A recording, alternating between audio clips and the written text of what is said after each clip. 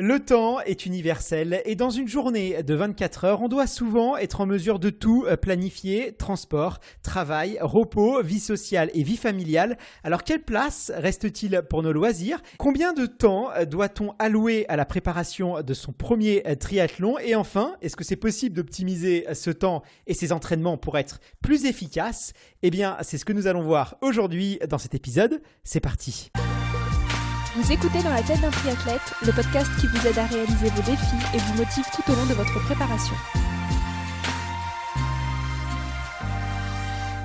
Hello à tous et bienvenue sur le podcast Dans la tête d'un triathlète, l'émission pour toutes celles et ceux qui souhaitent réaliser des défis hors normes. Je m'appelle Guillaume et je suis accompagné de Tristan, coach en triathlon et créateur de la chaîne Ironhuman. Salut Tristan, comment tu vas ? Salut Guillaume, ça va très bien. Et toi, la forme ? Bah écoute, ça va très bien et je dois te dire que je suis ravi qu'on aborde la question de la gestion du temps en triathlon aujourd'hui parce que tu sais, on entend énormément de choses sur cette question et les a priori, ils sont quand même assez nombreux en ce qui concerne le temps et le triathlon. D'ailleurs, tu sais, on a coutume de dire que le triathlon est une véritable philosophie de vie et que pour la pratiquer efficacement, les disciples, entre guillemets, de cette discipline doivent être en mesure de renoncer à tout, que ce soit vie sociale, vie familiale ou même vie professionnelle, pour se consacrer à 100% à leur passion. Alors, est-ce que c'est un mythe ou une réalité ? Pour te dire à quel point le mythe est bien ancré en triathlon, il y a un adage qui dit que le triathlon est un sport pour les riches chômeurs célibataires. Ça va être pour te dire à quel point c'est un bon résumé de tous les a priori et les stéréotypes que tu as pu citer. C'est un peu contre-intuitif d'ailleurs. Si tu es riche, célibataire et chômeur, a priori, il y a des choses qui ne vont pas ensemble. À moins que tu sois rentier. Peut-être c'est la solution au triathlon. Il faut être rentier. Mais en tout cas, on fait face à un problème de base, enfin un problème entre guillemets, c'est que le triathlon, on a la possibilité de beaucoup s'entraîner. Et si on regarde, ceux qui sont performants en triathlon, en effet, les triathlètes performants ont un gros volume d'entraînement chez les professionnels, mais même chez les amateurs. Donc si on revient sur la base du triathlon, le triathlon c'est 3 sports. Donc à la fois c'est ce qui fait son charme, c'est ce qui fait qu'on ne se lasse pas et puis que les entraînements sont très variés et c'est là tout le plaisir du sport. Mais c'est aussi, pour des gens comme toi qui veulent rentrer dans ce sport, c'est aussi ce qui fait peur. Parce que progresser dans les 3 sports, ça prend du temps et si on a envie d'être complet, si on a envie d'être fort sur le vélo, sur la course à pied, sur la natation, en effet, ça va être très chronophage. Le mieux, je pense, c'est de regarder un petit peu ce qui se fait. La quintessence un peu du triathlon, si on regarde les triathlètes professionnels, c'est pas rare de voir les triathlètes à plus de 30 heures d'entraînement par semaine. Et je pense que je vais te laisser faire une petite conclusion en comparant ça. Imagine un coureur professionnel qui s'entraînerait en moyenne 30 heures par semaine. Comment tu vois ça ? À mon avis, c'est quasiment impossible. Déjà, à titre de comparaison, quand j'étais en prépa marathon, donc je m'entraînais beaucoup, j'étais à peu près à 10 heures par semaine. Donc déjà, 10 heures, en course à pied, c'est costaud. Quelqu'un qui va s'entraîner 30 heures par semaine en faisant exclusivement de la course à pied, à mon avis, il y a quand même de grandes chances de blessure et il a de grandes chances de finir à l'hôpital. Après, ce qui doit jouer en triathlon, c'est que tu as une diversité dans les sports. Donc du coup, tu peux alterner un sport à un autre et peut-être limiter les traumatismes. Ouais, en fait, le triathlon, c'est exactement comme tous les autres sports. C'est-à-dire que la priorité numéro 1 du triathlète, c'est de ne pas se blesser et c'est d'avoir un volume d'entraînement qui lui permet de progresser. Et on a la chance en triathlon que les contraintes qui sont imposées au corps dans les 3 sports, ce sont des contraintes différentes. Les contraintes qui sont imposées au corps en course à pied ne sont pas les mêmes qu'à vélo et ce ne sont pas les mêmes qu'en natation. Ce qui fait qu'on a accès à des volumes d'entraînement qui peuvent être importants, mais j'insiste sur qui peuvent être importants parce que oui, on peut beaucoup s'entraîner, mais là où il faut faire une différence, c'est que pouvoir beaucoup s'entraîner, c'est différent de vouloir beaucoup s'entraîner et c'est encore différent de devoir beaucoup s'entraîner. Donc les a priori semblent quand même assez vrais. On est entre nous, on va pas se mentir. Et c'est vrai qu'il y a un côté un peu chronophage au triathlon. J'aurais été quand même assez surpris si tu m'avais dit, allez, avec 2 heures d'entraînement par semaine, tu peux y aller serein sur ton triathlon, ça va le faire. J'aurais bien aimé, ça me prendrait moins de temps par semaine. Mais s'entraîner beaucoup, ce qu'il faut se dire, c'est que ce n'est pas une obligation, ça n'a jamais été une obligation, c'est un choix. C'est le choix en fait d'accorder plus ou moins de temps, d'énergie en fonction de ses priorités. Alors, si on revient un peu sur la définition de ce que c'est l'impression de manquer de temps, et en fait c'est cette impression de manquer de temps qui nous oblige à vouloir l'optimiser, notre temps. Cette sensation de manquer de temps, c'est qu'en réalité les objectifs que l'on s'est fixés, ils ne sont pas forcément en adéquation avec nos ressources. Les objectifs fixés vont demander trop de temps, ils vont demander trop d'énergie pour être atteints par rapport aux ressources qu'on a à disposition. Donc si je devais résumer justement ce sentiment, ce sentiment de manquer de temps, ça serait que nos priorités ont été mal évaluées, ou alors, c'est que en fait, on a simplement des problèmes d'organisation. Je prends un exemple dans mon quotidien. Ceux que j'entends le plus souvent dire que le triathlon est trop chronophage, que c'est un sport qui demande trop de temps, en général, ce n'est pas ceux qui s'entraînent le plus. Par contre, ça va être ceux avec des enfants, ça va être ceux avec une famille, avec un travail qui est prenant et qui, en parallèle, se fixent des objectifs trop grands. Et en fait, là, on fait face un peu à la dualité de ce qu'on aimerait être par rapport à ce qu'on peut être. Tout à l'heure, tu as parlé très justement de gens qui avaient l'impression de devoir faire des sacrifices, de devoir renoncer à toute vie sociale, qui sont quand même des mots forts. Et bien en fait, voilà, on refait face justement à cette dualité entre ce qu'on aimerait faire et ce qu'on peut faire réellement. Donc pour toi, le problème, ça vient plutôt du manque de corrélation entre le niveau que tu veux avoir en triathlon et le temps que tu as alloué à tes entraînements, ou tout simplement une mauvaise gestion de son organisation. Quelqu'un qui effectivement n'est pas très organisé, on peut assez facilement comprendre qu'il va galérer à faire entrer tous ses entraînements plus sa vie pro, sa vie perso dans une journée. Du coup, toi, Tristan, qu'est-ce que tu préconises si on veut s'éviter tous ces problèmes? Alors pour moi, en fait, il faudrait déjà prendre le problème dans l'autre sens. C'est-à-dire que dans un premier temps, l'objectif, ça serait de définir d'abord ses priorités. Donc par rapport à notre vie, voilà, où est-ce qu'on place le sport par rapport à notre famille, par rapport à nos amis, par rapport à notre métier. Et une fois qu'on a fixé ces priorités, à ce moment-là, ça va nous permettre d'établir nos ressources, ça va nous permettre d'établir les ressources qu'on a à disposition, le temps qu'on a à disposition, l'énergie qu'on a à disposition. Et en fonction de ces ressources, à ce moment-là, on peut se fixer un objectif. Et non l'inverse. Comme ça, dès le départ, avant même d'avoir commencé l'entraînement, on est droit dans nos bottes et surtout, on connaît nos limites. Et comme ça, il n'y a pas de risque que l'entraînement déborde sur le pro ou sur le perso, parce que c'est ça qui crée des situations un peu conflictuelles. Je pense que ce que tout le monde devrait réussir à se dire, c'est que personne n'a des ressources illimitées, à part peut-être les triathlètes professionnels. Mais le fait de ne pas avoir des ressources illimitées, c'est pas grave. Et tu l'as dit très bien tout à l'heure. Le but, c'est qu'en fonction des ressources qu'on a à disposition, eh bien, optimisons notre temps, optimisons le temps qu'on a à disposition, et puis fixons-nous des objectifs cohérents. Pour moi, c'est quand même le secret pour être épanoui dans sa pratique, ne pas être frustré, et surtout, prendre un maximum de plaisir. D'accord, donc il faut faire preuve d'objectivité et d'honnêteté envers soi-même. Si on n'a pas un temps infini à allouer à ses entraînements, il va falloir forcément corréler son ambition à le temps disponible. Et même quand on est un athlète de haut niveau, on est soumis à ces choix-là, puisque les athlètes, ils sont comme tout le monde, ils ont une vie personnelle, ils ont une vie professionnelle aussi, puisqu'ils ont des sponsors, ils ont des partenaires à qui ils doivent allouer du temps. Donc, cette question de l'organisation, elle se pose à eux aussi. Je vais te poser une question maintenant, Tristan, qui est un petit peu piégeuse.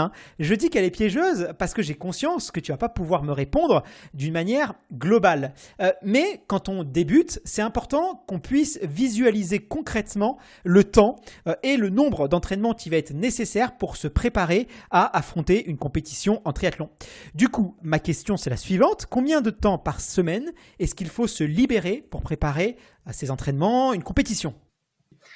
Déjà, je vais revenir sur la manière dont tu as tourné ta question. Tu as dit combien de temps je dois, alors que, si on a compris, si on prend le problème dans le bon sens, c'est combien de temps je peux me libérer pour pour pratiquer le triathlon. Bon bref, on va quand même garder la question sous cet angle-là parce qu'elle est intéressante. Chaque objectif nécessite des ressources différentes. Et ce qu'on va faire, c'est avant de rentrer dans les détails, parce que je pense que ça va être intéressant de justement aborder ces cas spécifiques les uns après les autres pour qu'on puisse avoir un peu un ordre de grandeur. Il y a quand même plusieurs paramètres qui vont être généraux et qui vont nous permettre de définir la quantité de ressources qui vont être nécessaires pour l'objectif qu'on cherche à viser. Le premier paramètre, ça va être le niveau de performance que l'on veut atteindre. L'entraînement minimaliste, je sais que c'est à la mode. Cependant, il faut quand même faire face à la réalité. Le volume d'entraînement, c'est un des principaux facteurs de performance. C'est pas moi qui le dis, c'est-à-dire qu'il y a des corrélations statistiques et on se rend compte que le volume d'entraînement est un facteur de performance. Je suis d'accord que le volume ne fait pas tout. Si on s'entraîne 6 heures correctement, il y a quand même énormément de chances qu'on soit plus performant qu'en s'entraînant 10 heures n'importe comment. Par contre, à l'inverse, si on s'entraîne correctement 10 heures, il y a quand même des chances qu'on soit plus performant qu'en s'entraînant correctement 6 heures. D'ailleurs, si ça t'intéresse ou si ça intéresse les gens qui nous écoutent, on peut se référer à ce qui s'appelle la hiérarchie de Stephen Seiler, qui porte le nom de son créateur, qui est un chercheur norvégien reconnu, spécialisé en physiologie du sport et plus particulièrement en sport d'endurance, qui dit que le volume d'entraînement, justement pour lui, par rapport aux corrélations statistiques, c'est l'un des 3 piliers principaux de la performance. C'est vrai, hein, toutes les études sont unanimes. Il y a une corrélation entre le volume d'entraînement et le niveau de performance des athlètes. Alors après, hein, c'est volume et qualité. D'ailleurs, il ne faut pas opposer les deux. Je ne comprends pas pourquoi, d'ailleurs, on essaye d'opposer les deux en disant il faut faire de la qualité et non pas du volume. On peut très bien faire du volume et de la qualité. Mais l'entraînement minimaliste, c'est quelque chose qui est effectivement de plus en plus à la mode. Alors, il faut le mettre quand même entre vraiment... faut le prendre avec des pincettes parce que c'est quelque chose qui est, à mon avis, pas adaptable à tout le monde. On a chacun des prédispositions génétiques différentes. Et effectivement, il y a certaines personnes qui vont s'entraîner beaucoup moins que d'autres et vont avoir des très bons résultats. Mais si on prend ça sur l'échelle des Français ou l'échelle des gens statistiques, ça ne va pas être possible pour une grande partie des personnes. Donc voilà, quand on nous vante un peu trop les louanges de ce type d'entraînement, souvent c'est un peu vendre du rêve, malheureusement.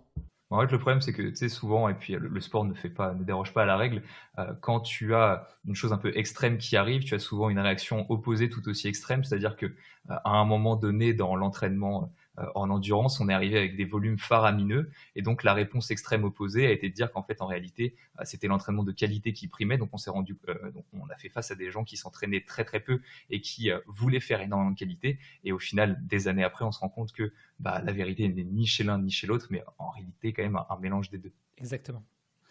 Si on reprend donc du coup nos principaux facteurs là, qui nous permettent de quantifier les ressources nécessaires pour atteindre notre objectif, le deuxième, ça va être la durée de la course. Plus une course va être longue, plus on va devoir s'entraîner. Et ce, pour plusieurs raisons. Déjà, plus la course va être longue, et je pense que là, comme tu viens de sortir d'une prépa marathon, même si tu n'as pas pu la mener à son terme, s'entraîner pour un marathon va demander des sorties longues plus longues que si tu cours, par exemple, un 5 ou un 10 km. Effectivement. Ensuite, par exemple, sur tes entraînements fractionnés, alors la majorité, pas toutes, mais la majorité des vitesses que tu vas travailler vont être certes moins rapides que sur des distances plus courtes, par contre vont être travaillées avec des temps de maintien plus longs. Résultat, on va avoir des durées de séance qui vont être elles aussi plus longues. Et dernier petit point, quand on veut préparer des distances assez longues, on a souvent tendance à augmenter le nombre de séances pour plusieurs raisons, pour vouloir lisser le volume d'entraînement sur la semaine, pour pouvoir accéder à de plus gros kilométrages, ou alors simplement pour pouvoir optimiser sa récupération. Troisième facteur qui va nous permettre de définir la quantité de ressources qui va être nécessaire, troisième et dernier, ça va être les capacités de chacun.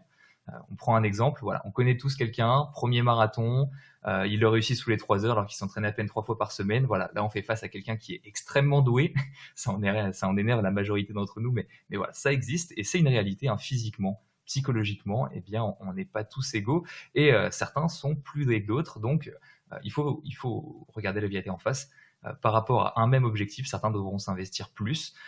Après, il faut pas être fataliste, c'est pas toujours les plus doués qui sont les plus disciplinés à l'entraînement. Donc, en tant que moins doué, en tant que personne lambda, on peut essayer de rattraper ça comme ça.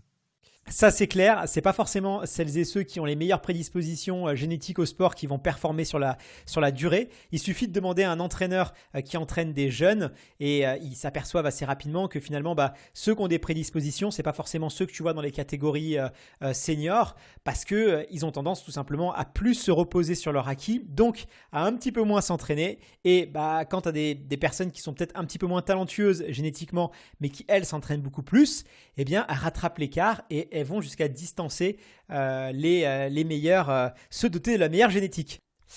Du coup, Tristan, si on veut être un peu plus précis sur le temps qu'il va falloir allouer à la préparation d'un triathlon, on va prendre une distance M, c'est-à-dire 1500 mètres de natation, 40 km de vélo et 10 km de course à pied. Et on va s'intéresser à 3 types de profils. On va commencer par le premier type de profil, celui que je vais appeler le finisher. Il a envie de finir dans de bonnes conditions sans trop y laisser de plumes. Après, il n'a pas d'objectif de chrono, il n'a pas d'objectif de classement. Il veut juste faire bien les choses et terminer dans les meilleures conditions possibles. Combien de temps, lui, ça va lui prendre de s'entraîner ? Ouais, je pense que tu fais bien de vouloir préciser sur des cas concrets parce que comme je l'ai dit, si le but c'est de définir un objectif en fonction des ressources que l'on a, il faut se rendre compte un peu des quantités de ressources nécessaires pour atteindre ces objectifs. Donc tu as tout à fait raison, on va prendre des cas concrets, même si en effet faire des généralités c'est toujours risqué. On va prendre ce petit risque ensemble et on va donner des valeurs pour que tout le monde puisse se représenter un ordre de grandeur. Alors là, on a trois caractéristiques qui devront être gardées sur ce cas-là. Ça va être un débutant, premier de la distance olympique et finir sans souffrir. Donc on va garder ça en tête, ça va être hyper important. Là, chez un débutant qui est pas trop sportif, ou qui commencent le sport, on va être sur du 3-4 heures de course, hein. Alors, je te rassure, 3-4 heures de course en triathlon, c'est moins grave que 3 heures de course à pied. L'alternance des sports fait passer ça assez bien.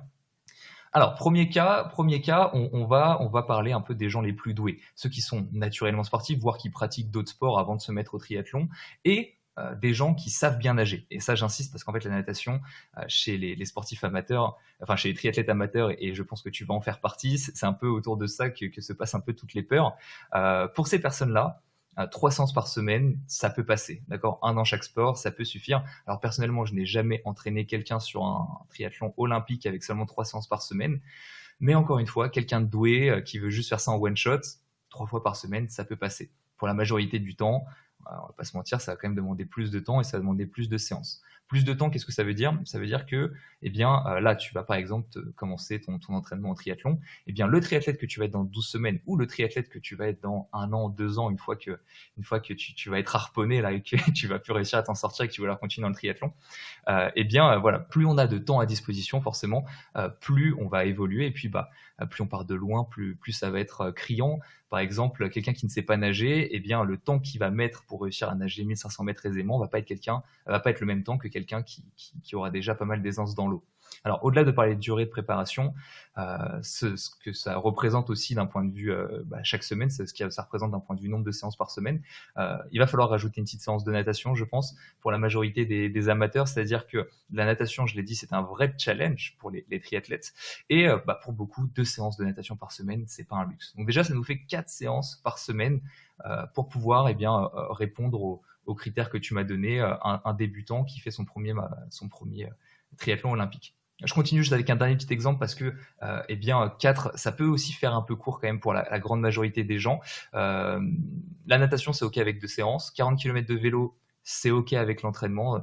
Tant qu'il n'y a pas de gros dénivelé sur la course, ça peut passer. Par contre, tu vas vite te rendre compte, courir 10 km après 40 km de vélo, et ce, sans souffrir, parce que c'est quand même, je le rappelle, c'est l'un des objectifs, c'est pas gagné. Et si c'est pas gagné, ça veut dire que pour la majorité des gens, 2 séances de course à pied par semaine, là encore, ça va pas être du luxe, et ce, au moins, sur les dernières semaines, les 8-12 dernières semaines, réussir à monter à 5 séances par semaine, juste pour sécuriser sa course et pouvoir prendre du plaisir.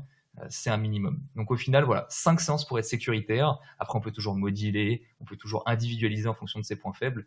Si les gens veulent s'entraîner plus, c'est toujours un bonus. Là, je viens juste de donner le minimum pour réussir à arriver sur la ligne de départ, l'esprit tranquille. Bon, alors je redoute ma prochaine question parce que c'est vrai que 5 séances par semaine, on est déjà sur, pour la plupart des sportifs, on va dire lambda, sur un temps ou une disponibilité qui est importante. Celui qui va chercher la compétitivité, qui va chercher le dépassement de soi. Il ne veut pas forcément finir dans un top 10, mais il veut donner le meilleur de lui-même, il veut être compétitif, il veut, comme on dit, aller chercher un chrono. Lui, j'imagine qu'il doit courir combien de fois? Ça doit être énorme. Après, c'est vrai que je te donne des chiffres en étant un petit peu sécuritaire, et c'est vrai que la notion de ne pas souffrir sur une course, c'est un peu subjectif. Et je préfère te dire 5 en pensant que les gens vont en faire 4 et vont peut-être tirer un petit peu plus la langue sur la course. Mais d'un point de vue sécuritaire, je te donne ce que j'estime être le plus optimal. Et comme je te l'ai dit, en fait, t'es pas obligé de tenir 5 entraînements semaine sur tout un an, hein. Tu peux augmenter progressivement au fur et à mesure de ta préparation sur les dernières semaines, comme par exemple, c'est souvent le cas sur les plans qu'on peut trouver sur un 10 km ou sur un semi ou sur un marathon, puisque tu es un peu plus connaisseur dans la course à pied. Très souvent, le volume va augmenter au fur et à mesure des semaines. Donc, en fait, tu peux être tout à fait dans ce schéma de pensée. Pour revenir à ce deuxième cas, là, tu parles de compétitivité. Ça va être intéressant de s'attarder sur la définition un petit peu de compétitivité. Si pour toi, être compétitif, ça veut dire être compétitif par rapport à soi-même, c'est-à-dire progresser significativement, et ça veut dire aussi trouver quand même un petit bonheur dans l'amélioration de son chrono. Pour ce profil-là, je dirais que 6 séances par semaine, 2 dans chaque sport, là déjà on peut voir beaucoup de progrès très significatifs et jusqu'à assez loin, jusqu'à un bon niveau. Et puis en plus de ça, avec ce volume-là, on peut vraiment commencer à se faire plaisir sur distance olympique. Après, si par compétitif, tu veux dire compétitif par rapport aux autres, Là, c'est vrai qu'on rentre dans une autre petite catégorie. 6 entraînements par semaine, à moins qu'on soit naturellement doué, ou alors, tu vois, comme toi, tu viens de la course à pied, mais certains vont pouvoir venir du vélo, certains vont pouvoir venir de la natation. Donc, ils vont avoir des petites qualités un petit peu déjà présentes avant de se mettre au triathlon.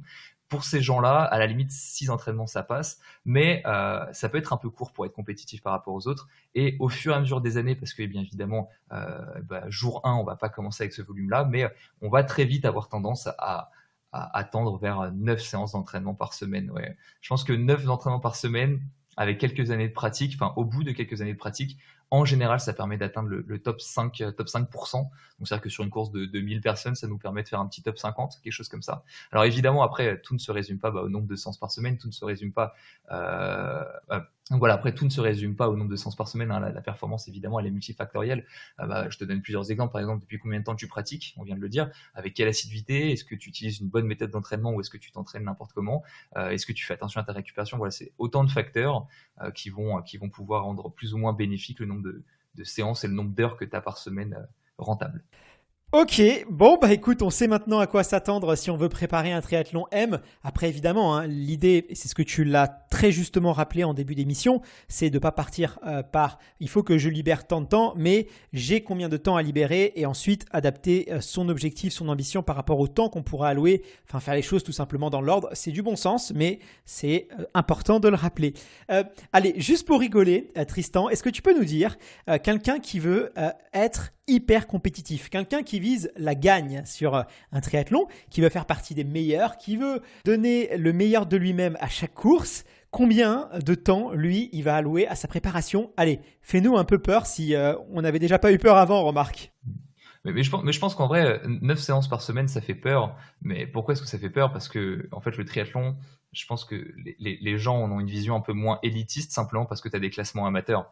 Mais si tu arrives sur une compétition type le marathon de Paris, pour faire un top 5%, crois-moi qu'en course à pied, il faut aussi pas mal charbonner. Tu vois, c'est un peu la même chose. Donc là, on est sur le cadre de l'excellence du triathlon. Et là, on va, une fois de plus, changer de monde et on va rentrer dans des volumes dont on n'a pas forcément trop l'habitude dans d'autres sports. D'un point de vue volume d'entraînement par semaine, je dirais que là, le bi-quotidien, le tri-quotidien, ça veut dire un minimum de 12 entraînements par semaine.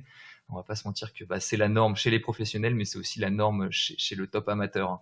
Là, on est sur des volumes d'entraînement. Alors, 12 entraînements par semaine, tu peux avoir un volume à 15 heures par semaine, mais tu peux très bien monter à 20, 25, 30 heures en fonction de ce que tu veux. Voilà, les chiffres peuvent paraître surréalistes. Tout à l'heure, j'ai parlé de 9 entraînements par semaine. J'ai senti déjà la moitié de l'audience qui était en mode « Ah ouais, ça fait beaucoup 9 entraînements. » Voilà, en triathlon, on peut énormément s'entraîner, comme je l'ai dit, et donc on peut monter du bi-quotidien, du tri-quotidien assez facilement. Alors facilement, entre guillemets.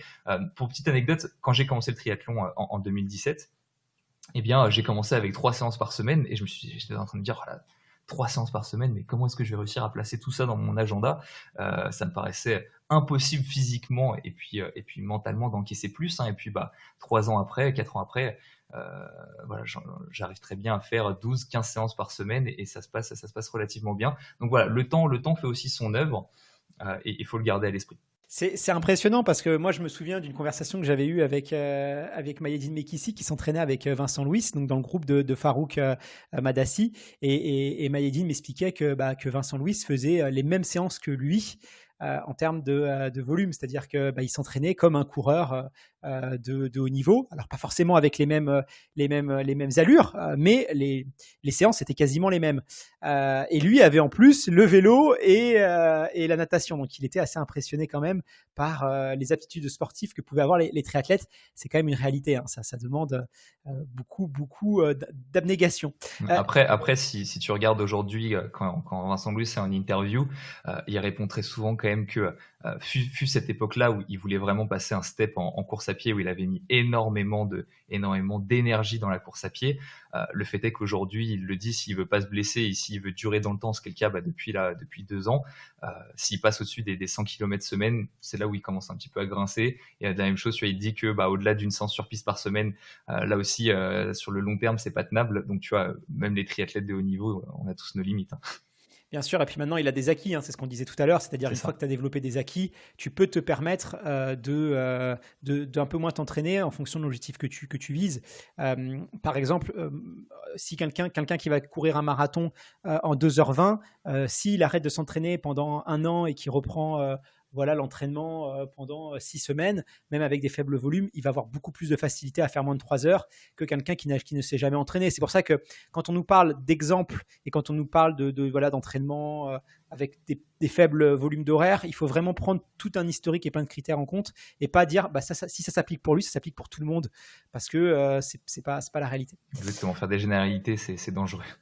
Tu parles de nombre de séances, mais tu parles pas forcément de volume horaire dans chaque sport. Parce qu'il y a une question que je me pose depuis pas mal de temps, c'est est-ce qu'on doit s'entraîner à part égale entre chaque discipline ?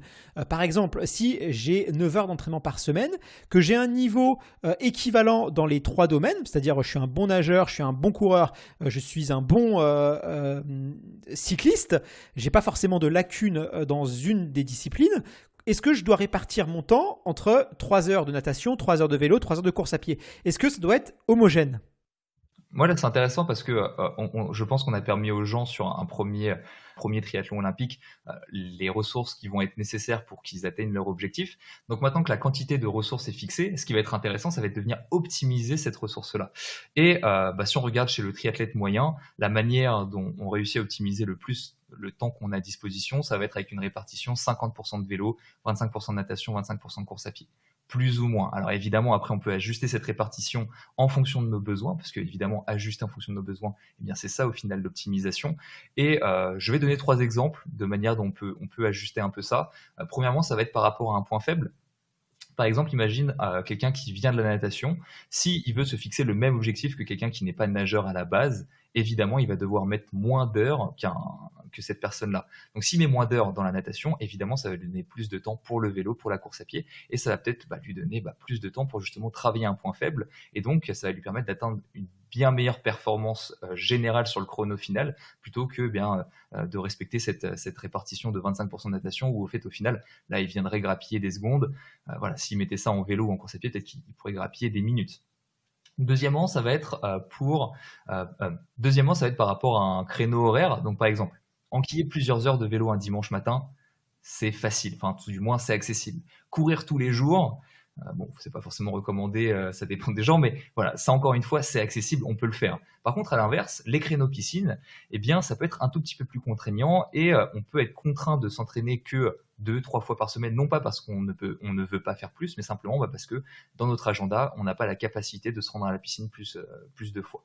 Dernier exemple, pour ajuster un petit peu la répartition, eh bien, ça va être par rapport à la récupération entre les sports. Pourquoi est-ce que j'ai dit 50% de vélo ? Eh bien, simplement parce que 3 heures de running, ça va être très différent de 3 heures de vélo. Les impacts ne sont pas les mêmes, les contraintes mécaniques ne sont pas les mêmes. Et en général, un triathlète, eh bien oui, en effet, il aura plus d'heures de vélo que d'heures de course à pied, de manière générale, pour pas dire la majorité du temps. Simplement, la récupération est plus rapide, donc du coup, ça permet d'avoir de plus gros volumes d'entraînement sans augmenter le risque de blessure. On l'a dit tout à l'heure, hein. Éviter le risque de blessure, c'est la priorité numéro 1. En plus de ça, là on n'en parle pas, mais peut-être qu'on en parlera, au niveau entraînement croisé, et bien du coup ça permet quand même d'avoir des transferts du vélo vers la course à pied.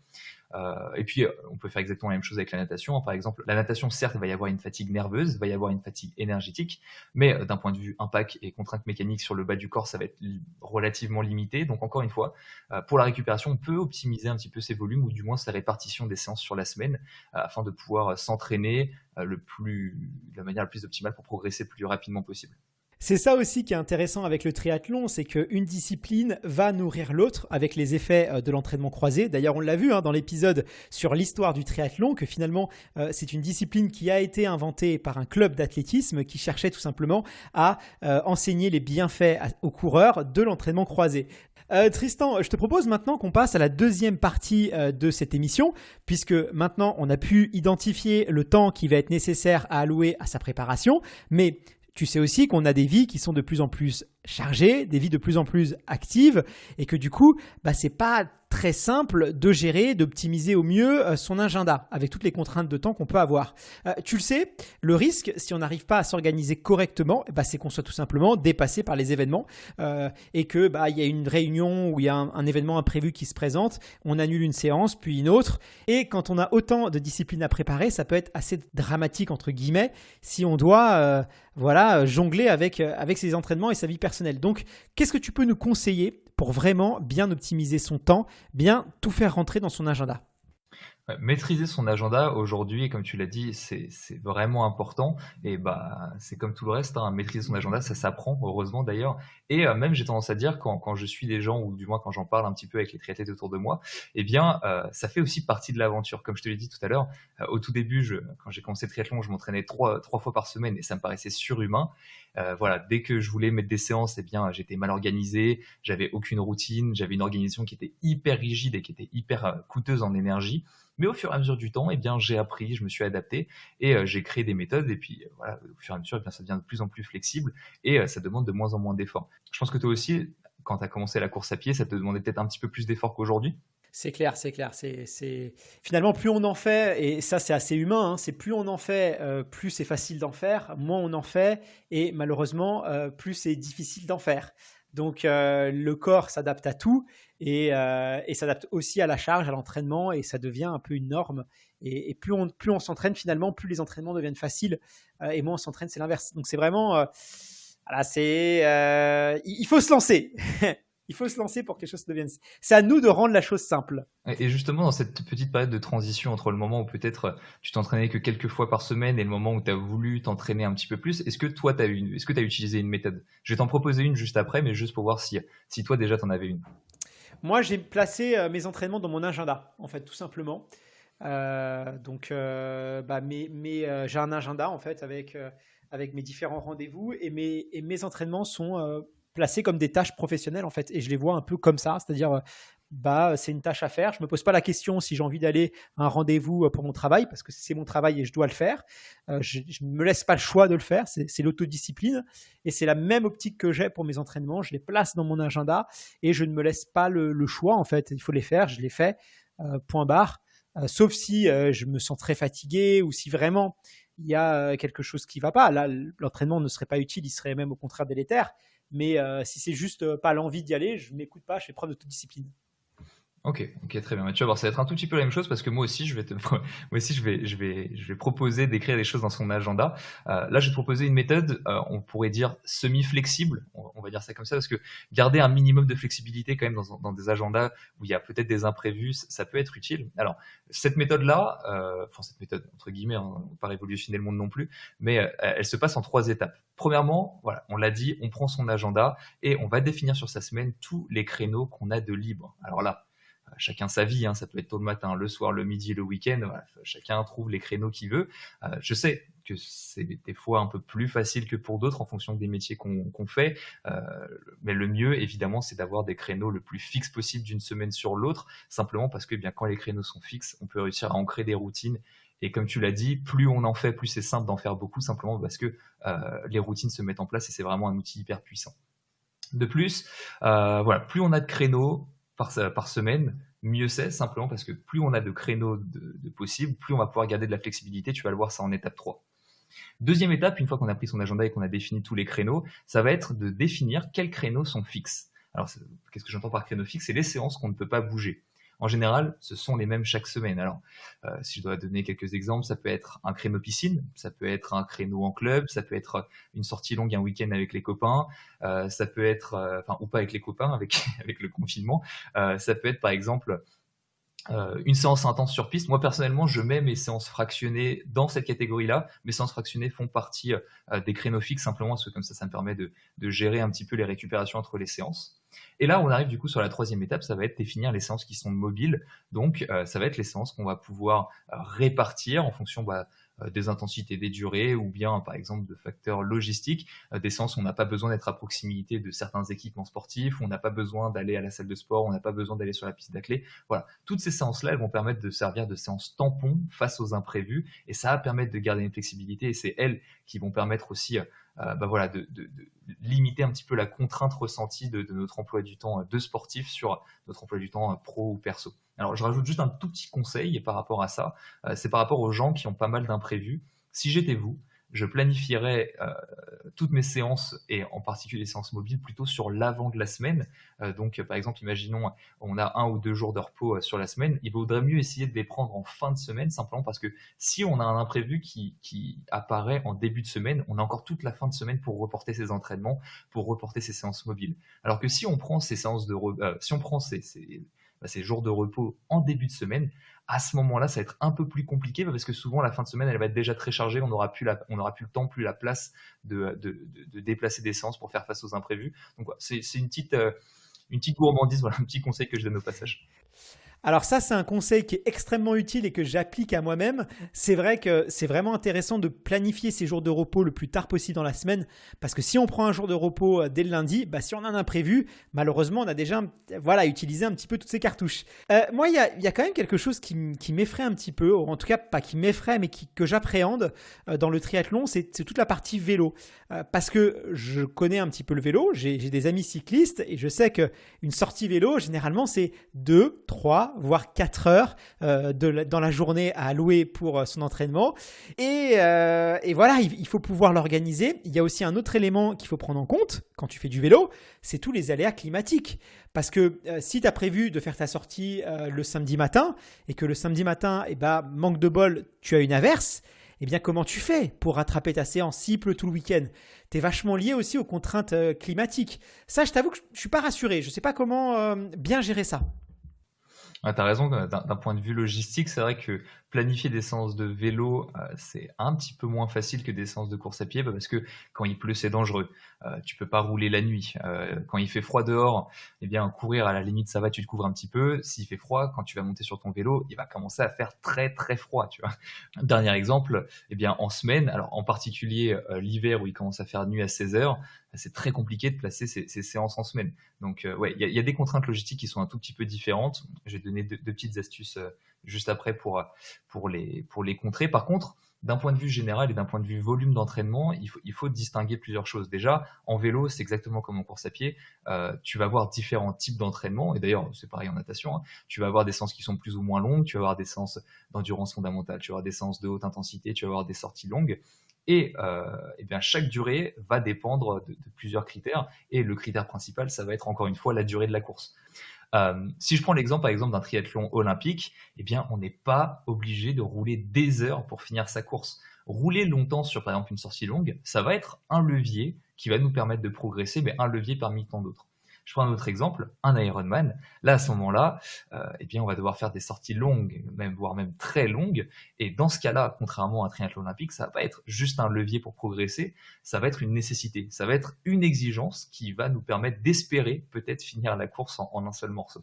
Donc voilà, il faut réussir à mettre un petit peu de contexte et il faut pas trop paniquer là-dessus. Alors, je vais te donner par contre 2 astuces pour revenir sur le facteur logistique et sur le facteur temps, parce que en plus du temps passé sur la selle, c'est vrai que regarder quel temps il fait dehors, commencer à préparer son vélo, préparer ses affaires, etc. Au final, ça prend aussi du temps. Donc 2 astuces pour te permettre de caler plus facilement tes séances vélo. La première astuce, ça va être une astuce matérielle. Ça va être dans la possibilité d'investir dans un home trainer. Alors, les cyclistes, là, souvent, ils vont dire « Ah, mais moi, le cycliste, ce que j'aime bien, c'est rouler dehors, c'est être au milieu de la nature, etc. Rouler à l'intérieur, ça m'intéresse pas. » Ok, ça, je peux retenir. Mais dans le cas qui nous intéresse aujourd'hui, c'est-à-dire des gens qui veulent progresser, qui manquent de temps, peut-être qu'ils peuvent s'entraîner que très tôt le matin ou alors le soir en semaine, le home trainer, c'est quand même une invention pas mal et ça vaut le coup de regarder à investir là-dedans. Comme je l'ai dit, toute l'année, on peut pas forcément s'entraîner dehors, soit par le froid, soit l'hiver parce qu'il fait nuit à partir de 16h. Le but, c'est pas de passer des heures dessus. Le but, c'est pas forcément d'acheter un home trainer dernier cri à 1 200 €. Quoique, après, Guillaume, tu fais ce que tu veux. Si tu veux passer des heures sur ton home trainer et si tu veux dépenser tout ton argent, c'est toi que ça regarde et tant mieux. Mais le but, c'est au moins, si on est dans ce cas-là, d'avoir une solution alternative quand on ne peut pas faire autrement. le home trainer a connu vraiment ses heures de gloire récemment avec le confinement. On a vu aussi qu'il y a des applications qui nous permettent de rendre les séances sur home trainer beaucoup plus ludiques, parce que ça peut quand même devenir très très chiant, hein, 1 heure de séance sur home trainer. Donc c'est vrai que c'est quelque chose qui se développe de plus en plus. Donc l'home trainer, hein, qu'on pourrait résumer à une espèce de tapis roulant pour vélo. Et c'est intéressant. Après, encore faut-il avoir la place. C'est pas forcément le cas dans les appartements parisiens. Et accepter aussi que son conjoint ou sa conjointe accepte finalement d'avoir un vélo en plein milieu du salon ou de la chambre, ce qui est a priori peut poser problème, hein, après en fonction de chacun, hein, de la tolérance de chacun. Ouais, et puis même ça fait du bruit, donc c'est vrai que dans certains appartements un peu mal isolés, ça peut être compliqué. Donc c'est pour ça que je dis pas il faut acheter un home trainer, mais ça peut être une bonne alternative. C'est vrai qu'en France, on est un pays quand même qui est relativement tempéré. On sait pas, enfin, nos cyclistes ne se sont pas trop posé la question. Et par exemple, si on regarde dans des pays un peu plus nordiques, type Canada, type Norvège, c'est vrai que le home trainer, il l'utilise depuis quand même énormément d'années. Il y a même des gens qui préparent des Ironman sur home trainer. Donc, ça se fait relativement bien. Je vais te donner une deuxième et dernière astuce logistique qui, elle, pour le coup, est assez logique. Ça va être, pour placer tes entraînements vélo, de placer toutes tes séances courtes en semaine et tes séances vélo longues le week-end. Alors, on réinvente pas l'eau chaude, hein. Mais les séances courtes, voilà, c'est-à-dire qu'en 45 minutes, 1 heure, on a déjà le temps de faire un entraînement fractionné vraiment de très très bonne qualité et très efficace, ou alors tu as le temps de faire de l'endurance fondamentale. Au final, c'est pas très différent de la course à pied. Et par contre, tes sorties longues, là, voilà, tu te lèves le samedi matin, tu te lèves le dimanche matin. Donc si t'es pas du matin, je te l'accorde, ça peut être difficile, mais tu reviens à l'heure du midi et tu as déjà rempli ta mission et tu peux passer ton temps avec ta famille, etc. Donc même si c'est logique, ça vaut le coup de souligner ce point-là, parce que ça peut permettre de s'organiser un petit peu mieux. Et puis après, si tu coupes l'astuce 1 et 2 en même temps, et bien là tu vas voir que tu gagnes un temps de dingue et le vélo ne te posera pas forcément beaucoup plus de problèmes que la course à pied à planifier. Bon, écoute, il me reste plus qu'à investir dans un home trainer. Après, je sais pas du tout où est-ce que je vais le placer dans mon appartement. Va falloir aussi que je négocie ça en interne. C'est pas gagné, si tu veux mon avis. En tout cas, c'est vraiment une émission intéressante parce que c'est vrai que quand tu te lances sur un triathlon pour la première fois, à mon avis, il y a très peu de personnes qui vraiment évaluent le temps que ça va prendre, l'investissement aussi qu'il va falloir mettre. Alors évidemment, hein, c'est de l'organisation. Il suffit juste de savoir où est-ce qu'on veut aller aussi, qu'est-ce qu'on est prêt à faire en termes de priorisation des choses. Mais voilà, là on a une idée un peu plus concrète et c'est vrai que je commence à me demander dans quoi est-ce que j'ai mis les pieds. Toutes ces questions du temps, en tout cas, elles sont hyper importantes parce que le risque, si on veut faire rentrer tout au chausse-pied, là on en rigole, mais voilà, quand on a à cœur de bien faire les choses, des fois on prend ça très à cœur. Et le risque, c'est de faire des fois d'être complètement dépassé par les événements et de faire une sorte de burn-out, quoi. C'est-à-dire vraiment être submergé par tout ce qu'on peut avoir à faire dans la vie pro, la vie perso, le sport, et être complètement dépassé par rapport à ça. Donc, il y a quand même un potentiel problème derrière. Toi, qu'est-ce que tu peux nous conseiller pour éviter ce genre de situation, de dépassement, voire même de burn-out? C'est malheureusement un phénomène de plus en plus courant chez les sportifs. C'est vrai que le burn-out, déjà dans le milieu professionnel, on se rend compte que ça commence à poser de plus en plus de problèmes et rajouter une activité physique, ça fait partie de l'équation. Moi, pour visualiser ça un peu mieux, j'aime bien prendre cette image. En fait, chaque personne a une quantité d'énergie limitée par jour. Elle est plus ou moins grande en fonction de plusieurs choses. Mais à chaque fois qu'on va subir un stress, à chaque fois qu'on va subir un imprévu, je sais pas, qu'on a besoin de se concentrer intensément ou alors qu'on va faire face à un choix, on va venir piocher dans ce stock. Dans ton aventure, par exemple, végétarienne, tu parlais de fatigue décisionnelle, ça fait exactement partie de cette quantité d'énergie qui est limitée, donc tu vas devoir piocher. Le problème, c'est que cette énergie, elle va être partagée entre toutes tes activités. Elle va être partagée entre tes activités sociales, professionnelles et aussi avec l'entraînement. Donc, si tu tires trop d'un côté de la corde, forcément, ça va se ressentir de l'autre côté.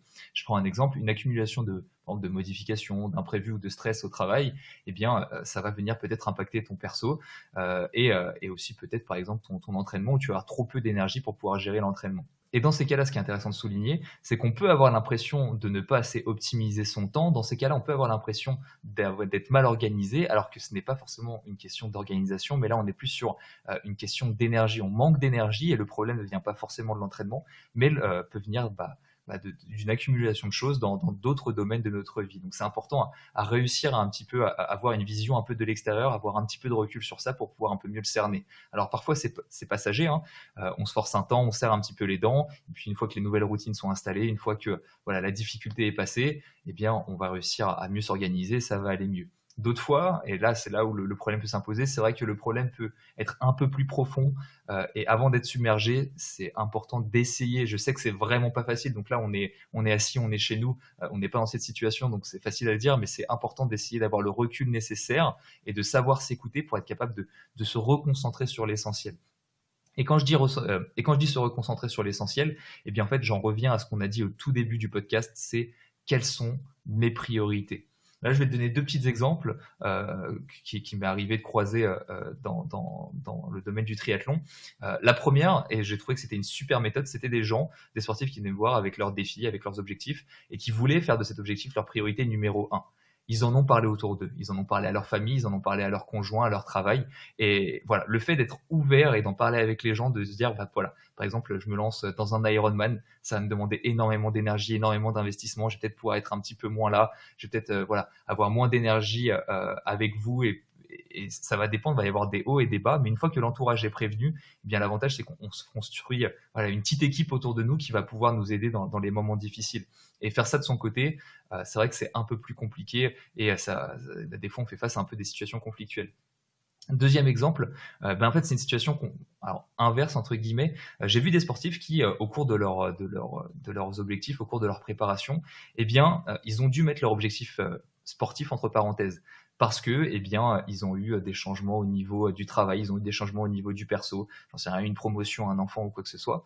Et ils ont réussi à avoir le recul de se dire, ok, ma situation a changé, et là, dans la situation actuelle, le sport me demande trop d'énergie, le sport me demande trop de temps, ce n'est plus ma priorité numéro 1, donc je vais mettre mon projet en pause, ou alors je vais diminuer et je vais revoir mes objectifs en fonction. Voilà. Et connaître ses priorités, ça aide à faire des choix, et ça aide un petit peu à passer la pilule. On a toujours un petit peu de mal à se dire dommage, j'avais pensé à cet objectif depuis des mois et je vais peut-être pas pouvoir le faire pour différentes raisons. Je sais que c'est difficile, mais voilà, faire un choix en pleine connaissance de cause, ça permet d'éviter quand même pas mal de regrets, et comme je le disais, ça permet aussi d'être bien droit dans ses bottes. Merci Tristan pour ces conseils, être à l'écoute de son corps, être à l'écoute de ses ressentis, être aussi objectif sur comment est-ce qu'on arrive à gérer les choses et à faire face à tout ça. En parler aussi à sa famille, à ses proches, parce que quand on prépare une compétition aussi exigeante, c'est important de pouvoir embarquer son entourage avec soi et de ne pas les avoir comme un peu sur le dos ou tout simplement qui ne comprennent pas ce qu'on essaye de faire. Parce que là, c'est pareil, ça peut être aussi quelque chose de plus compliqué à gérer. Tristan, si on veut synthétiser notre échange, quels sont les éléments clés à retenir de cet épisode ? Je pense que ce qu'il faudrait essayer de retenir, c'est dans un premier temps, si on veut se lancer dans une aventure, que ce soit dans le triathlon ou dans autre chose, il faut définir ses ressources. Ça, c'est le plus important. Et c'est les ressources qui vont nous permettre de définir par la suite nos objectifs. Alors, dans ton aventure triathlon, c'est c'est possible que, par exemple, tu te fixes des objectifs que tu penses réalistes en fonction de tes ressources, et au bout de quelques mois, au bout de quelques semaines, tu te dis non, en fait, ça va pas être possible. Ça fait partie de l'expérience, c'est pas très très grave, et puis rien ne nous empêche de recalculer au fur et à mesure. Mais voilà, la première partie, ça va être vraiment définir ses ressources. Une fois qu'elles sont définies, à ce moment-là, on va pouvoir mettre en place des choses pour essayer d'optimiser ce temps le plus possible et nous permettre d'être le plus performant, si jamais notre but c'est d'être performant, évidemment, pour mettre ce temps le plus possible à la contribution de nos objectifs. Donc là, ça passe par tout ce qu'on a pu se dire, ça passe par comment organiser son temps entre les différents sports, est-ce que je dois mettre l'accent sur l'un ou sur l'autre, est-ce qu'il y a une méthode d'organisation, par exemple dans mon agenda je peux mettre des choses en place histoire que ça me retire du choix décisionnel, que ça me permette d'éviter de perdre de l'énergie pour rien. Est-ce que si j'achète un home trainer, est-ce que ça va me permettre de gagner du temps? Voilà, toutes ces choses-là qui nous permettent d'optimiser le temps, toutes les choses qu'on vient de dire. Et une fois que ça s'est fait, il y a plus qu'à s'entraîner, et normalement, on verra à la fin de l'aventure si l'objectif est atteignable ou pas. Mais je suis sûr que c'est atteignable. Il faut être confiant envers l'avenir et surtout envers ses capacités. Et écoute, sur ces belles paroles, je te propose qu'on passe à l'instant lifestyle. Est-ce que t'es OK ? C'est parti. Dans la tête d'un triathlète, l'instant lifestyle. L'instant lifestyle, chaque semaine, on vous dégote les bons plans, les astuces, les tuyaux, les dernières nouveautés du monde du triathlon ou du vélo ou de la course à pied ou de la natation parce qu'on n'est pas, voilà, le sujet est vaste, disons-le. Écoute Tristan, c'est toi qui as commencé la dernière fois. Donc si tu veux, je peux commencer, ça ne me dérange pas, à moins que tu attaches un intérêt particulier à vouloir commencer le premier. Eh ben non, je te laisse la main avec grand plaisir. Non, tu sais, on a parlé de gestion et d'optimisation du temps dans cette émission, et c'est un vrai sujet quand on est sportif et encore plus a fortiori quand on est un triathlète parce qu'on doit faire rentrer beaucoup de choses dans notre agenda. Et tu sais que pour moi, ça a été un challenge encore un peu plus avec des enjeux, tout simplement parce que la dyspraxie, tu sais, je t'avais expliqué que la dyspraxie, c'était un problème neurologique qui touchait une zone notamment qui contrôlait la motricité dans mon cerveau, donc au niveau précisément du cervelet et du cortex. Et en fait, ce qu'il faut savoir, c'est que c'est la zone qui contrôle la motricité, mais c'est aussi la zone qui contrôle, entre autres, tout ce qui est organisation, c'est-à-dire la capacité à pouvoir prioriser des tâches, tout simplement. Ça veut dire que tu es aussi mal organisé que aussi adroit, c'est ça que tu es en train de me dire? Exactement. En fait, je suis pas mal organisé parce que j'ai mis en place des stratégies justement pour pouvoir pallier à cet handicap, parce que comme quoi on a toujours la main sur quelque chose, mais effectivement, j'ai des gros soucis d'organisation. En fait, tout simplement, je suis pas capable de classer, d'organiser. Voilà, tout simplement. Alors, je sais que ça peut paraître un peu bizarre parce que chez toi, c'est des trucs qui sont naturels, mais je vais te donner un exemple pour que ce soit peut-être un petit peu plus clair. Si on mange tous les deux chez moi à table et qu'on a fini de manger et que je pense, on me dit, tiens, tout à l'heure, il faut que je fasse la vaisselle, eh bien, en fait, je vais pas être capable de prioriser cette tâche et je vais me lever de la table pour aller faire la vaisselle, tout simplement.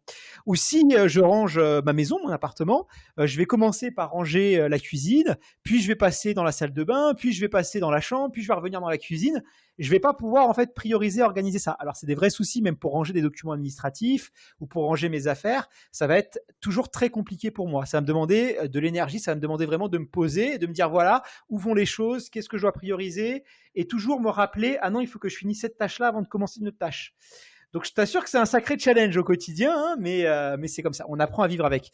Et du coup, pour m'organiser, ce que j'ai fait, c'est que je suis devenu un maniaque de l'agenda. Donc, j'ai plusieurs outils. Je vais avoir notamment, je vais utiliser Google Agenda. Je vais aussi avoir un agenda papier, comme ce que tu avais quand tu étais étudiant. Et donc, je vais inscrire toutes mes tâches. Et j'utilise aussi une application qui s'appelle Trello, qui est une application qui me permet aussi de gérer toutes mes tâches. Donc, Google Agenda, Trello, qu'est-ce que je vais faire? Je vais aussi y insérer tous mes entraînements. Et du coup, je me suis rendu compte aussi que quand je faisais cet effort-là, quand j'inscrivais systématiquement mes entraînements dans mon agenda, eh bien, j'avais tendance à les réaliser. C'était moins dur pour moi de les réaliser. Si tu veux, je me posais moins la question et voilà, ça devenait un peu une tâche automatique. Et donc, c'est quelque chose que j'ai vraiment recommandé autour de moi, même à des gens qui souffrent pas forcément de cet handicap, mais des gens, voilà, inscrivez systématiquement vos séances dans l'agenda, dans une application. Et vraiment, ça aide. Et du coup, même maintenant, mes séances de renforcement musculaire ou mes séances d'étirement, j'ai poussé le vice à même ça que je faisais un peu de manière, voilà, quand j'avais 5 minutes après la douche, entre un film où j'avais un peu de temps mort. Mais du coup, c'est vrai que ça passait à la trappe. Et même ces tâches-là, je les ai inscrites dans mon agenda et je me suis rendu compte que je procrastinais beaucoup moins et que je les réalisais de manière beaucoup plus naturelle et j'étais beaucoup plus sérieux, beaucoup plus régulier. Et c'était beaucoup même plus simple psychologiquement pour moi de les faire puisque le fait qu'elles soient inscrites, je sais pas, ça joue un rôle, c'est plus simple. Voilà. Donc, mon instant lifestyle, mon tuyau, c'est inscrivez vos entraînements dans l'agenda, organisez toutes vos séances et vraiment, vous allez voir que ça va passer crème. Tu as parlé de l'application Trello. Alors, je ne connais pas. Qu'est-ce qu'elle a de différent par rapport, par exemple, à Google Agenda que tu utilises aussi? Alors en fait, Trello, je l'utilise parce qu'elle est participative, c'est-à-dire que si je dois programmer une séance avec un partenaire d'entraînement, je vais pouvoir lui envoyer la séance en fait, tu vois. C'est-à-dire en fait, moi je m'entraîne avec mon partenaire d'entraînement et on suit le même plan qui est fait par notre entraîneur. Et donc j'ai un entraîneur qui aime bien me donner mes séances à la dernière minute, tu vois. C'est pour pas trop qu'on ait à réfléchir ou à intellectualiser, à se dire oh non, tu sais un peu à quand tu as une séance dure, des fois tu redoutes un peu. Donc pour nous éviter des maux de tête, il nous donne les séances au dernier moment. Et donc il me l'envoie dans l'après-midi la séance. Du cas là, je le rentre dans Trello la séance et je peux la partager avec mon partenaire d'entraînement. Et comme ça, lui, il l'a tout de suite. Ou si après, je veux lui dire, bah tiens, on va faire une petite séance d'abdo-gainage après la séance, hop, je lui programme, elle est collaboratif. Et du coup, si je veux me programmer une tâche, par exemple, cette semaine, je vais avoir à faire, je sais pas, un gros travail de gainage, mais que je veux me laisser un peu de souplesse, je la programme dans Trello. C'est-à-dire que ça m'évite d'avoir à bloquer une journée, 1 heure, parce que peut-être j'ai pas suffisamment de visibilité ou voilà, c'est quelque chose que je veux faire encore avec un peu de souplesse. Je le mets dans Trello. Comme ça ne me bloque pas une journée ou 1 heure, mais je vais avoir des rappels systématiquement. Attention, Guillaume, t'as pas fait ça. Attention, t'as pas fait ça. Donc en fait, c'est pour ça que j'utilise les deux. Google Agenda, parce que ça me permet vraiment de sanctuariser des séances particulières avec 1 heure, une journée précise. Et pour les séances de musculation, les séances de méditation, tout ce que j'ai après d'à côté, je vais utiliser Trello, qui va me renvoyer des rappels en fait. Ok, super intéressant. Donc à chaque application, son utilité particulière. Exactement. Eh bien, moi, je suis passé en deuxième, j'ai pris le risque et je vais parler approximativement de la même chose, mais tu vas voir, j'utilise des applications un tout petit peu différentes et les raisons pour lesquelles je les ai utilisées sont aussi un petit peu particulières, mais c'est bien. Au moins, peut-être que chacun des auditeurs va pouvoir se mettre à la place soit de toi, soit de moi et va utiliser les applications en fonction. Moi, je vais te parler d'une autre application aussi pour gérer son agenda parce qu'on a parlé de l'utilité de mettre tout ce qui était nécessaire et d'être le plus planifié possible afin de rater le moins possible ses entraînements et d'être le plus discipliné possible. Moi, je vais te parler un petit peu de mon expérience et pourquoi est-ce que j'ai commencé à faire ça. Et bien simplement, quand j'ai commencé le triathlon, je l'ai dit, m'entraîner déjà 3 fois, ça me paraissait insurmontable. Et après, ça a augmenté à 6, 9. Et c'est vrai que j'ai augmenté le volume de mes entraînements sans forcément m'organiser mieux. Ce qui a eu plusieurs incidents, surtout que j'étais en train de développer mon activité professionnelle à côté et les incidences ont été personnels. Voilà, alors pas très très grave, mais juste voilà, des problèmes d'organisation et ça crée du conflit vraiment pour pas grand chose, simplement parce que on a manqué d'organisation. Peut-être que tu rencontreras ça aussi, je ne l'espère pas pour toi. Ah, ça a déjà été le cas. Eh bien, tu vois, c'est souvent source de conflit, les manques d'organisation, que ce soit au travail, que ce soit dans ta vie perso avec ta copine, ta famille, tes amis. Les problèmes d'organisation, effectivement, peuvent générer des problèmes relationnels et professionnels. Eh bien, si jamais ça t'arrive à nouveau, Guillaume, tu vas pouvoir utiliser la super application Family Place. Non, je rigole. Mais Family Place, je t'explique un petit peu ce que c'est. C'est du coup ma conjointe qui m'a demandé de l'utiliser. Ce n'a pas été une initiative de ma part. Moi, ça me permet de faire quoi? Ça me permet d'avoir un second agenda qui, pour le coup, est personnel et qui me permet justement de réserver, par exemple, quand tu as, je sais pas, un restaurant tu veux faire un restaurant avec des amis ou avec ta copine, je le mets dans cet agenda-là si jamais j'ai un week-end en famille. Voilà, c'est des choses que j'ai tendance à oublier et quand on me rappelle 2 jours avant, oh, tu te souviens ce week-end, t'avais prévu ça? Je me dis, c'est dommage, j'avais prévu une petite sortie longue de 5 heures à vélo, elle est bien trop tard. Voilà, donc ça m'évite ce genre de choses-là parce que j'ai tendance à très vite les oublier. Et ça me permet, moi aussi, en parallèle du Google Agenda, d'avoir les deux. Google Agenda, ça me permet d'avoir le pro. Family Place, ça me permet d'avoir le perso. Après, Family Place, tu peux l'utiliser pour d'autres choses, les listes de courses.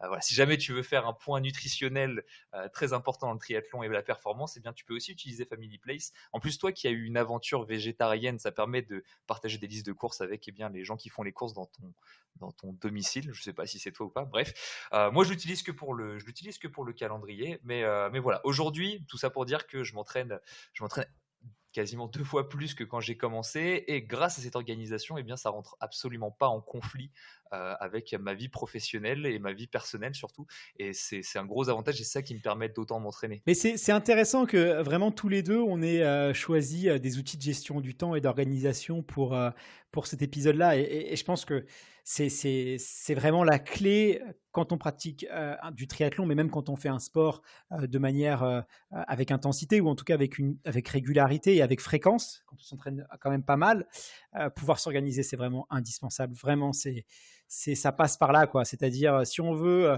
pas sauter des entraînements, si on veut vraiment pouvoir être un peu au four et au moulin, gérer vie pro, vie perso, vie sportive, on se doit d'être organisé, on doit vraiment faire cet effort-là et on doit être aidé d'outils. Donc, tu vois, je me rends compte que toi aussi, tu as des applications et tout. Donc, c'est pas moi qui suis bizarre, même toi qui n'as pas forcément des problèmes neurologiques. Hein.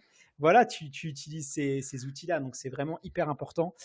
c'est la clé quoi, pour s'entraîner, que ce soit simple. Et se décharger aussi, je pense que c'est hyper important parce que c'est de l'influx, c'est de l'influx nerveux en fait d'avoir Ouais, à c'est de la penser à ces fatigue pour entraînements. rien, exactement. Ouais. Au lieu de se répéter toutes les demi-heures, ah c'est vrai ce soir j'ai ça, ah c'est vrai ce soir j'ai ça. Tristan, jeudi, n'oublie pas le resto à 19h, ne lance pas une séance sur Home Trainer à cette heure-là. Voilà, et bien au lieu de Pas de penser ces Twitch. exactement. Mais tu vois, en introduction, j'ai dit que le triathlon était un sport de riches célibataires au chômage. Eh bien, je pourrais te dire à la limite que si je n'avais pas été organisé, si je n'avais pas appris à m'organiser, parce que c'est ça aussi, c'est le triathlon qui m'a poussé à m'organiser et ça m'a permis de me développer et de m'améliorer sur ce point-là, eh bien, je pourrais te dire que je serais sûrement au chômage et sûrement célibataire si j'avais pu continuer dans le triathlon sans m'organiser. Comme quoi, hein, des fois.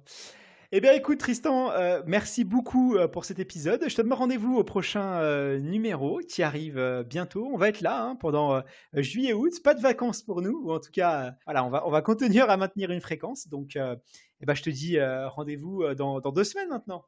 Eh ben écoute, avec grand plaisir, Guillaume. Et puis, au moins, les gens vont pouvoir continuer à nous écouter dans leurs sorties longues pendant les vacances d'été, si jamais ils ont des courses en fin d'année. Exactement. À très vite. Salut, Guillaume, et salut à tous.